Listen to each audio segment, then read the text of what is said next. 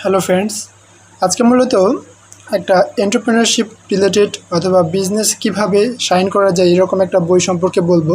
Start with why by Simon Sinek. তো এই বইটাতে মূলত বলা হয়েছে আমরা যদি যে কোনো কিছু কেন করছি এই প্রশ্নের মাধ্যমে শুরু করি, অথবা আমাদের প্রতিটা কাজের পিছনে উদ্দেশ্যটা কি সেই বিষয় নিয়ে আগে থেকে অবগত থাকি, তাহলে আমরা যে কোনো কিছুতে খুব সহজেই সাকসেসফুল হতে পারবো।